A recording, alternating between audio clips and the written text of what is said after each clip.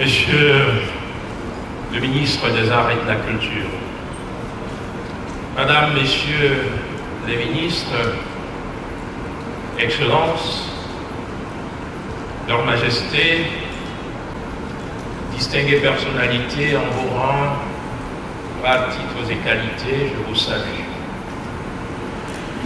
L'invitation à nous, aimablement adressée par le professeur Charles Binam-Nicoy, secrétaire exécutif du CERDOTOLA, évoque un banquet de l'esprit. Je suis particulièrement heureux d'y prendre part en ces lieux hantés par l'esprit, en ces lieux illustrés par l'intelligence et l'éminence, par le magistère et la majesté. Je suis d'autant plus heureux que le thème structurant des réflexions de ce jour porte sur le développement de l'Afrique à partir de ses patrimoines, de ses arts et de sa culture. Thématique ô combien enchantante et exaltante. Réflexion invitant et incitant à une attention lucide sur les traits distinctifs, spirituels, matériels, intellectuels et psychologiques des matrices sociales dont nous sommes les rejetons ou les produits, en un mot, les enfants. Problématique dont l'enjeu est grand pour notre continent et qui sert de socle à la conception ainsi qu'à la réalisation de ce magnifique ouvrage sur l'indispensation de l'Afrique, tout en sachant gré aux auteurs pour la qualité et la haute facture de leurs analyses. Nous adhérons gaiement et avec ferveur à leur offre d'utilisation scientifique des traditions comme source et ressource pour l'industrialisation et l'émergence de notre continent. L'Afrique a en effet besoin d'idées novatrices pour l'accélération de la marche de ses peuples vers le progrès, pour la propulsion de ces nations vers l'émergence. L'Afrique a besoin de ces idées porteuses d'espoir et qui rendent possible le souhaitable, qui rendent réalisable l'idéal. Aussi nous plaît-il d'insister sur la portée programmatique et la densité pragmatique du concept d'endogénisme émergentiste qui irrigue toutes les pages de cet ouvrage. En effet, et puisque nous ne réfléchissons pas en apesanteur, ne perdons pas de vue que le président de la République, son Excellence Paul Biya, a tracé le cap pour l'émergence de notre pays, le Cameroun, à l'horizon 2035. Ne perdons pas de vue le fait que l'éminent auteur du célèbre ouvrage pour le libéralisme communautaire, comme le rappelait tout à l'heure M. le ministre Bédon Poit, a mis en évidence la centralité opératoire de la culture dans les stratégies de développement et dans les projections devant mener à l'émancipation politique, économique et multidimensionnelle de nos pays. L'une des ambitions de l'ouvrage sur l'industrialisation de l'Afrique est, me semble-t-il, de replacer les traditions des peuples du continent africain au centre des questionnements touchant leur développement. Et du coup, nous pensons à Cheikh Hamidou Kane, lui qui, dans son célèbre roman L'aventure ambiguë fait dire à un de ses personnages: l'homme naît dans une forêt de questions. Et qui ajoute: la civilisation est une architecture de réponses. Sa perfection, comme celle de toute demeure, se mesure au confort que l'homme y éprouve. Fin de citation. Cheminant et déambulant dans la forêt des questions qu'a suscité l'exploration de l'ouvrage que vient d'éditer le Cerf de Kola, nous en avons tiré au moins deux certitudes. D'une part, la conviction que le problème politique majeur des États africains aujourd'hui, c'est la maîtrise de leur souveraineté et de leur autonomie constitutionnelle. Et ceci dans les différents domaines de l'action publique, dans les différents champs des politiques publiques. D'autre part, l'évidence que le problème culturel fondamental de notre continent, c'est la réconciliation de l'homme africain avec son identité originale et primordiale dans la recherche de son bien-être et d'un avenir plus radieux. Cela suppose, vous vous en doutez, un réenracinement dans nos valeurs essentielles, un ancrage dans nos héritages. Cela suppose et implique, à défaut d'une palingénésie, une révolution copernicienne à rebours. C'est-à-dire un changement de paradigme et de perspective qui nous fasse échapper au piège de l'extraversion, qui nous libère de ce que le prospectiviste français Bertrand de Jouvenel appelait le triomphe ou la dictature de la causalité extérieure. En effet, comme l'a analysé Frantz Fanon, l'homme africain a longtemps souffert du complexe de colonisé.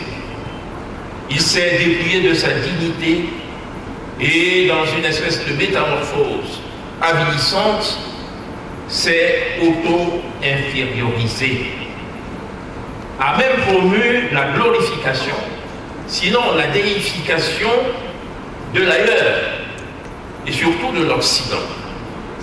Cette idéalisation des modèles importés et des modules d'extranéité nous ont parfois éloignés de nos valeurs endogènes d'humanisme, de fraternité, de solidarité, de durabilité du progrès, mais aussi de quête de l'harmonie et de la paix sociale, valeurs adossées à des croyances, à des mythes, à des épopées, à des légendes, bref, à une spiritualité de la transcendance des divinités, dans toutes leurs déclinaisons, mais également des ancestralités. Car, comme le disait Confucius, parce que le ciel est le fondement de toute chose, les ancêtres sont le fondement de l'homme sur terre. Entendons-nous bien, dans la quête de l'harmonie et de la paix sociale, il ne s'agit pas, pour nous, Africains, d'inciter à la fermeture. Dès lors que, et nous revenons à Cheikh Hamidou Kane, l'ère des destinées singulières est révolue. Dès lors que, depuis Valéry, nous savons que le temps du monde fini a commencé et qu'il est acquis que l'ère des cultures closes est close, l'ère des cultures ouvertes est ouverte. Cette ouverture à l'autre est aussi pour nous, Africains, une couverture intangible contre l'isolement et le dépérissement dans l'autarcie. Nous, Africains, devons, par nos contributions intellectuelles, comme c'est le cas avec cet ouvrage sur l'illustration de l'Afrique, nous, Africains, devons être présents dans le monde. Nous devons être connectés à toutes les fréquences du monde, à toutes les nuances du monde, sous toutes les latitudes et sur toutes les altitudes. Dans ce monde en perpétuelle mutation, dans ce monde en constante fluctuation, où se sont abattus comme un raz-de-marée à l'échelle planétaire les vagues de la mondialisation, l'homme africain doit prendre conscience de ce que cette mondialisation, justement, est un vent qui ne gonfle pas de manière équitable tous les voiles, comme le disait le regretté Kofi Annan, alors secrétaire général de l'Organisation des Nations Unies. D'où la fécondité du concept de mondialité forgé par l'écrivain antillais Édouard Glissant. Les voiles du bateau Afrique doivent être orientées, guidées par un nouveau type d'homme, sans lequel la civilisation de l'industration ne peut véritablement prendre corps. Ce nouveau type d'homme exemplaire, fût-il éphémère ou idéal, mais en tout cas mortel, doit être convaincu que son salut se trouve dans l'héritage de ses ancêtres. Cet héritage est un patrimoine dense et foisonnant, riche et prolifique. Plus que jamais, l'homme africain, dans la quête du savoir et du savoir-faire, pour son bien-être, doit s'inspirer du capital extraordinaire de cette tradition pour gérer le quotidien, générer la prospérité et affronter ce que Alvin Toffler appelle le choc du futur. Croyez-moi, nos ancêtres, depuis la nuit des temps et tout au long de l'histoire, grâce à leur créativité, à leur inventivité, à leur ingéniosité et même à leur religiosité, nous ont légué dans la plus grande générosité un capital extraordinaire de trésors. Et si l'on considère, à juste titre, que l'Afrique est le berceau de l'humanité, alors ce capital de trésors doit être préservé et valorisé pour le plus grand bien des générations à venir. Et ces trésors, très précieux, doivent enrichir le patrimoine de l'humanité. Car l'Afrique a aussi porté, transporté, apporté, depuis les temps anciens, y compris et surtout avec l'Égypte pharaonique, une contribution éminente au développement de la science et de la technique. Soyons concrets, puisque Monsieur le secrétaire exécutif du CERDOTOLA, dans son invitation, me sollicite aussi en qualité de gardien des traditions. Jean Bien a été davantage concret encore tout à l'heure en exemplarisant, en illustrant.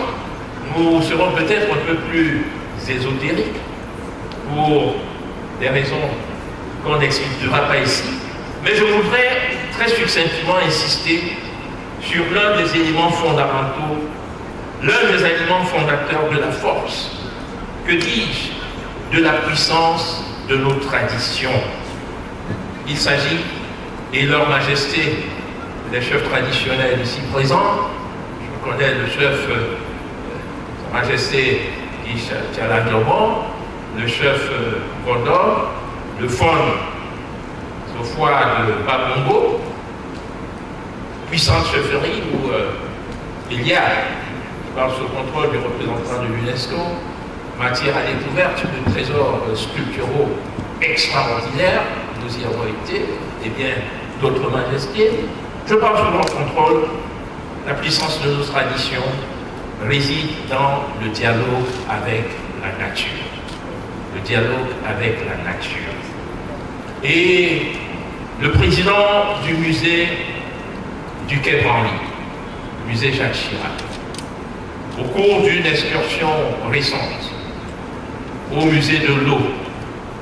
L'eau, c'est environnement, art et univers social chez Sawa, musée que nous avons eu le bonheur de fonder sur les berges du Vouri, dans notre village, nous faisait comprendre combien il était fasciné par notre capacité à dialoguer avec la nature. Certes, l'UNESCO promeut depuis quelques décennies les concepts de dialogue des cultures, de dialogue interculturel, de dialogue interreligieux. Mais encore faut-il que dans ces dialogues, la voix de l'Afrique soit crédible et audible. Et ici, la responsabilité des élites africaines est interpellée. Elle est d'autant plus qu'à l'immensité de leurs connaissances et de leur savoir savant, leur savoir livresque, acquis dans les universités occidentales ou d'inspiration occidentale, s'oppose parfois, hélas, l'ignorance parfois déconcertante de leur propre tradition. Aussi bien, pour nous, l'une des conditions de l'efficacité du message de l'industrialisation a pour vecteur la nécessité, que dis-je, l'impératif du retour au dialogue avec la culture, avec la nature, du retour au dialogue avec la nature. Nous devons nous réapproprier les secrets de l'osmose, de la symbiose avec la nature. Nous devons redécouvrir les vertus de la maîtrise des mystères féconds de la nature à travers ces divers éléments, l'élément eau, l'élément terre, l'élément feu, l'élément air. La nature, à travers ses principaux règnes, le règne animal, le règne végétal, étant entendu que certains chercheurs ont mis même en évidence la thèse sur le concept de métamorphose d'hommes en animaux en pays Bassa. Cette thèse, elle est bien connue. Et toutes nos cultures, toutes nos traditions mettent en évidence cette capacité de l'homme à se fondre dans la nature, soit en tant que végétal, soit en tant qu'animal, étant lui-même consubstantiellement un animal et participant tant du végétal que de l'animal. Et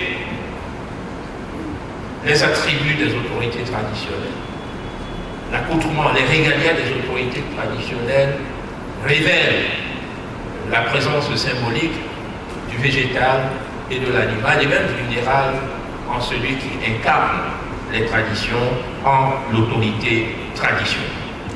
L'homme doit donc pouvoir entrer en communion avec ces éléments dans lesquels il doit trouver les sources et les ressources de sa vie, de sa survie, de sa vitalité et de sa santé, de sa productivité et de sa prospérité.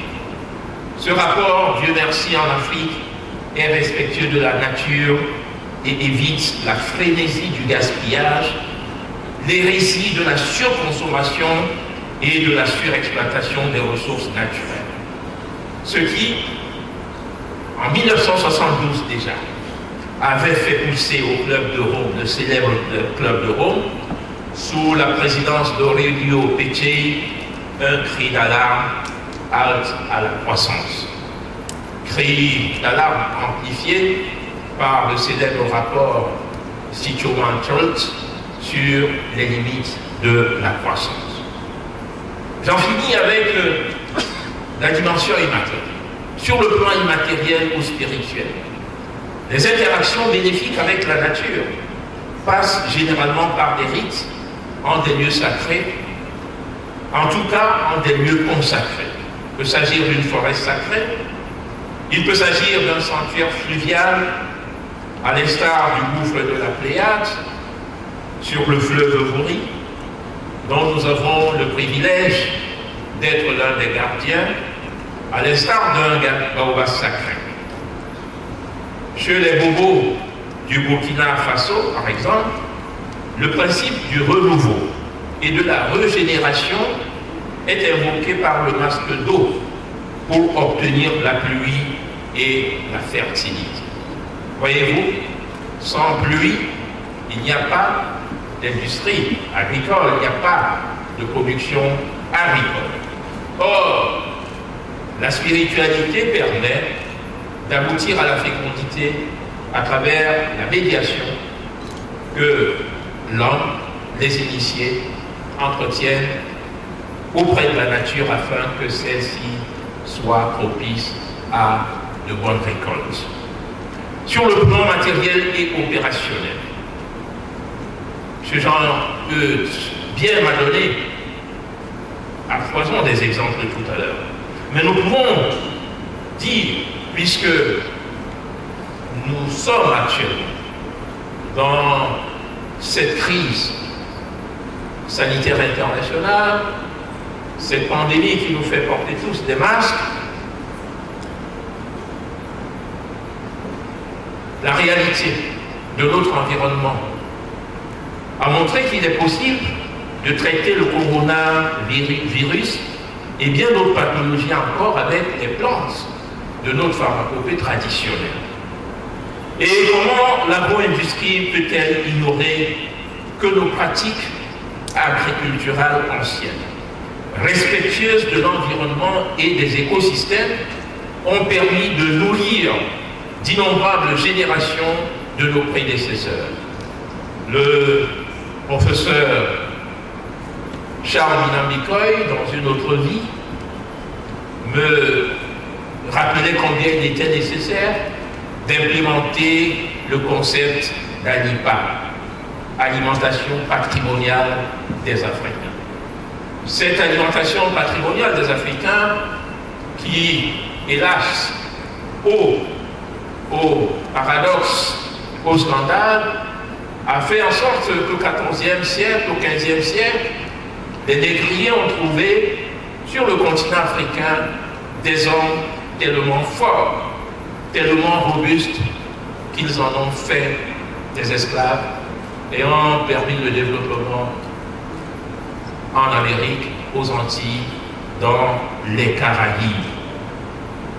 Et il est aussi vrai que nos pratiques traditionnelles de chasse et de pêche étaient garantes de la préservation de la diversité biologique de nos forêts et de nos cours d'eau. Cette diversité biologique dont la Convention de Rio de 1992 a fait un cheval de bataille. Et pourquoi les industries extractives, par exemple, devraient-elles ignorer les pactes passés par les ancêtres des populations autochtones avec les divinités protectrices des sous-sols à exploiter? Je parle là sous le contrôle de mon frère et ami, ancien ministre de l'Industrie, mais pas seulement à ce titre. Charles Salé, le sénateur Charles Salé, qui comprend bien de quoi je parle. Évidemment, cela suppose une certaine initiation. D'où l'appel à l'inventaire et à la revalorisation des mécanismes de transmission de nos connaissances et savoirs traditionnels. D'où l'interpellation aux chefs traditionnels pour que notre patrimoine culturel immatériel soit jalousement sauvegardé. L'assomption de ce plaidoyer est peut-être une voie salutaire pour la rédemption de l'Afrique. Amadou Hampâté-Bâ, un sage de l'Afrique, nous a donné un merveilleux enseignement dans une conférence dont le titre était « Qu'est-ce que la parole ?»